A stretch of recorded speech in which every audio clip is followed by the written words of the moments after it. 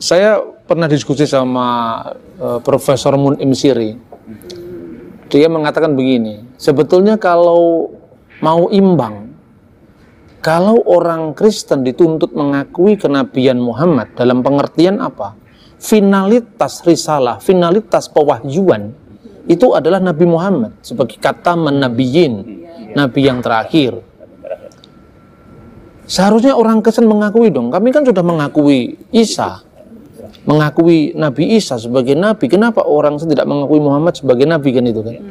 Ini persoalannya bukan persoalan apa take and give gitu ya. Persoalannya tidak semudah itu, karena begini, makna kenabian sendiri itu belum clear dalam Islam dan Kristen. Apa maknanya Nabi? Biasanya misalnya di dalam Islam itu ya, semua tokoh-tokoh mulai dari manusia pertama itu disebut Nabi. Nabi Adam alaihissalam, Nabi Idris, Nabi Hud, Nabi Soleh, Nabi Ibrahim, Nabi Ishak, Nabi Ismail, kan itu kan? Semua disebut Nabi, dan Nabi itu juga adalah Rasul. Karena kalau definisi Islam itu, Nabi itu adalah setiap orang yang menerima wahyu dari Allah, tapi tidak wajib menyampaikannya kepada umat. Kalau Rasul itu adalah menerima wahyu dari Allah dan wajib menyampaikannya kepada umat. Jadi dengan kata lain, seorang Rasul itu pasti Nabi. Tapi seorang Nabi belum tentu Rasul. Definisi ini kan definisi Islam. Kristen tidak mengenal konsep kenabian seperti itu. Adam nggak pernah disebut Nabi. Nuh tidak pernah disebut Nabi. Lot tidak pernah disebut Nabi. Jadi kenabian dalam pandangan Yahudi dan Kristen di satu pihak itu berbeda dengan pandangan Islam di pihak lain.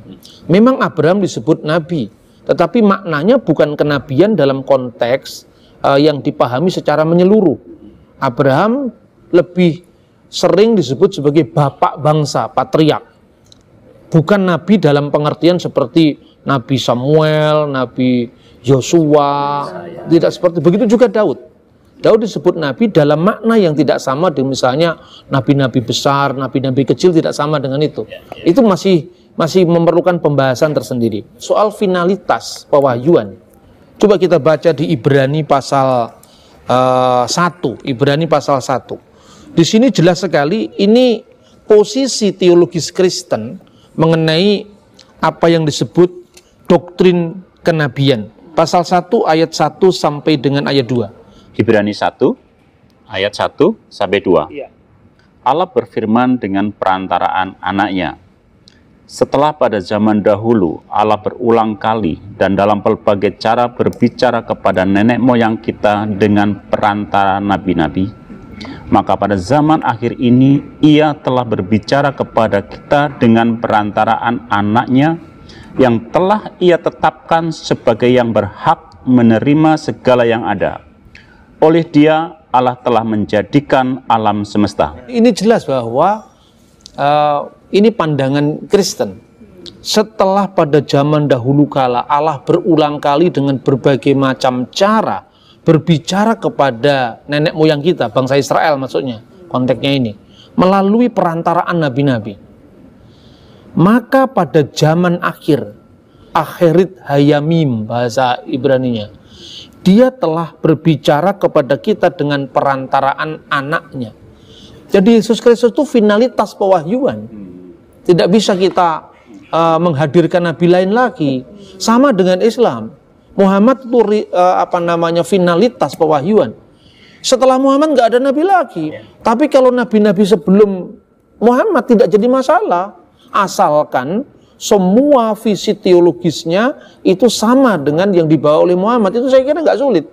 Justru gara-gara pemahaman yang memaksakan seperti ini, maka lahirlah kesalahpahaman.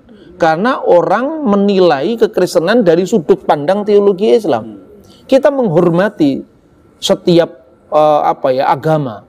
Karena itu ketika kita memahami Muhammad adalah nabi, bahkan kadang-kadang kita menyebut Nabi Muhammad, itu bukan nabi dalam konteks biblical prophet, tapi nabi dalam konteks Islam sendiri. Maka kalau saya katakan, apakah saya mengakui Muhammad sebagai nabi? Ya, saya mengakui Muhammad sebagai nabi. Nabinya umat Islam, bukan nabi kita.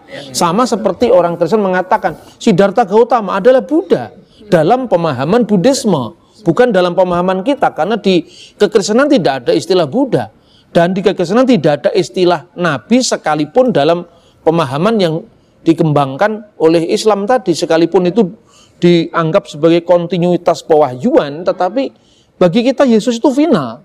Ini bukan soal toleransi, ini soal apa? Sikap teologis yang tidak bisa dipaksakan. Kemudian pada ayat 2 tadi kan dikatakan, pada zaman yang terakhir ini atau pada zaman akhir ini ia telah berbicara kepada kita melalui anaknya. Yang anak Allah itu artinya apa? Artinya firman yang menjadi manusia. Yesus itu dalam iman Kristen dipahami sebagai firman yang turun menjadi manusia. Makanya di pengakuan iman itu dikatakan nazala minas samai wa tajassada bi rohil kudus wa min Maryam al-adra'i wa ta'annas. Ya kan, itu di pengakuan iman Konstantinopel, Nikia Konstantinopel, di dalam liturgi gereja-gereja ortodoks. Jadi yang telah turun dari surga, yang turun bukan kitab. Yang turun itu adalah firman. Turun dari surga dan telah menjelma oleh kuasa Roh Kudus dan dari perawan Maria dan menjadi manusia. Jadi kalau posisi Islam itu firman turun menjadi kitab dan penerimanya adalah Nabi Muhammad sebagai Nabi yang terakhir, dalam iman Kristen finalitas wahyu itu bukan firman yang turun jadi kitab Injil, tapi firman yang menjadi manusia. Dan itu yang dikiaskan dengan anak Allah, sekaligus harus ditegaskan Allah itu tidak beranak. Tidak ada orang yang seprimitif yang dituduhkan bahwa Allah itu punya anak, maka bidannya siapa, itu tidak ada itu. Tapi ya orang boleh-boleh aja lah berkomentar. Saya kira itu, Pak.